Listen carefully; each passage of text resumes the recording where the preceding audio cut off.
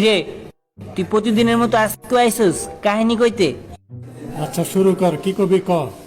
তোরা কিন্তু আমার অসহায়ত্বের সুযোগ নিয়ে মজা নিতেছস, আসলে কিন্তু মোটেও মজা না। আমি যেদিকে চাই সব দিকে খালি অন্ধকার আর অন্ধকার দেখি, পিছনে অন্ধকার, ডাইনে অন্ধকার, বামে অন্ধকার। বেড়া তোর জীবনে অন্ধকারের কেবল শুরু। তোর উপরে অন্ধকার, নিচে অন্ধকার, ডাইন অন্ধকার, বামে অন্ধকার, অন্ধকার অন্ধকার তোর জগৎ তাইরা যাবে। আর শুধু তাই না, এই অন্ধকার তোর কোনোদিন পিছে ছাড়বো না। আরে বেড়া খাস না, থাম করা এবার, ও তো পুরো স্যান্ডি হইতেছে। স্যান্ডি মানে? স্যান্ডি মানে বুঝো না, স্যাড মুড, স্যাড মুড। তোরা মজা লইতেছস ইয়া। আর বাকি মনে কিছু বলতে চাইতেছো, বুঝছো? কয়ে দাও, শরম পেও না, কয়ে দাও। টাকা পয়সা না থাকলে এমন মজা তো নেবেই তোরা না। আজকে এক জায়গায় বয়ে বয়ে চিন্তা করতেছিলাম, হঠাৎ করে তোর ভাবে কইতাছে কি, কোন মায়ার ভাবনায় ডুবে আছে। আমি আসলে চিন্তা করতেছিলাম আগামী মাসের বাসা ভাড়াটা কেমনে দিন, কারো বুঝাইতে পারি না দোস্ত, কি যে প্রবলেম আছে।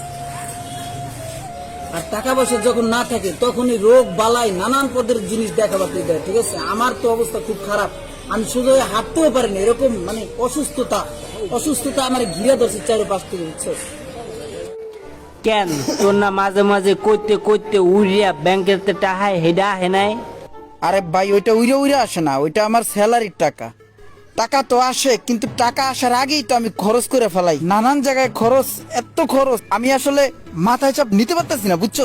হঠাৎ এত খরচ বাইরে গেল, কি প্রবলেম।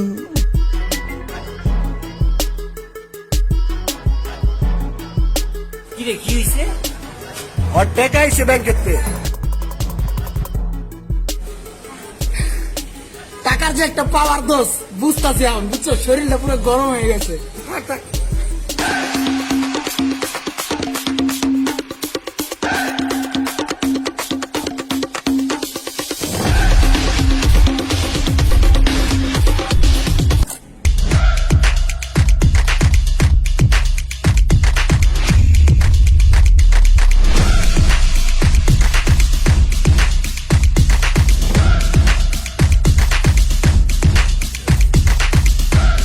আচ্ছা ভাই, একটা কাজ করেন তো, সুন্দর দেখে একটা ল্যাপটপ দেন, সব টপ করা যায় জানি, মানুষ দেখলে জানি বলে যে না জিনিসটা অনেক সুন্দর।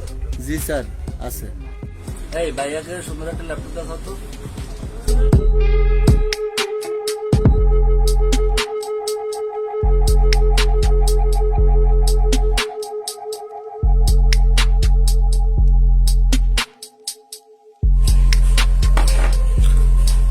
এই রোমান, খাবারটা তো ভালোই টেস্ট, বাসার জন্য কিছু নিয়ে নেই, কোলা পানে খাইবো না।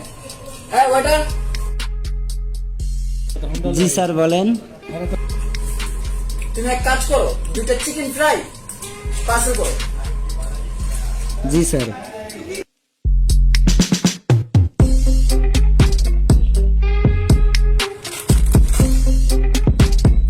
এনেন স্যার আপনার পার্সেল। এই বন্ধু, আরো খাবি কিছু? না দোস্ত, পেট বুঝে গেছে।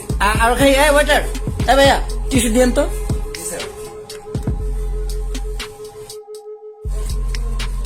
ধরো, বাকিটা তোমার বকশিস।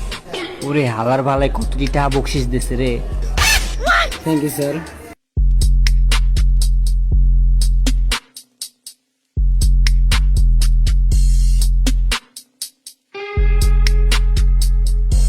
দেখছিস নি ইমরান নে হালায় টাকা পয়সা পাইয়া পুরাই ওর মুড চেঞ্জ হয়ে গেছে, পুরা উড়াদুরা খরচ করতে আছে। দেখলে মনে হয় কোটিপতি, যেমনে সুটমুট পড়ছে নায়ক ফেল। আরে বেটা শোন, টাকা পয়সা কি? টাকা পয়সা হইলো পুরুষের শক্তি। হ্যাঁ, পুরুষের একটা শক্তি। হ্যালো, আরে চুপ তো, আপনি খালি কতক্ষণ পর পর একটা টাকা চান আমার কাছে। আমি কি টাকা বানাই? কে আপনার মতন মানুষ কি রিক্সা চালায় খাইতেছেন না?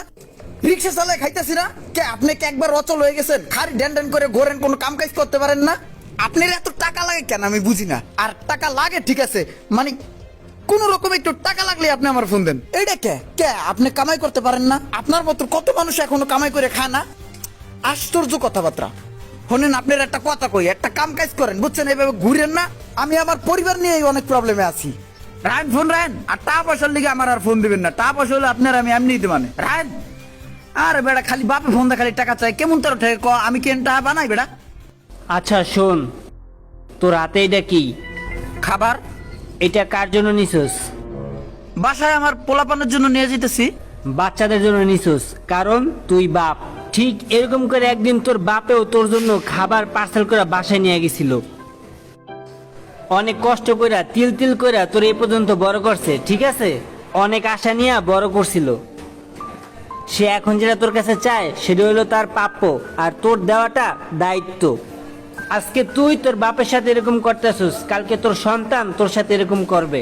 দোষ, এখনো সময় আছে, বাপ মার কদর বোঝ।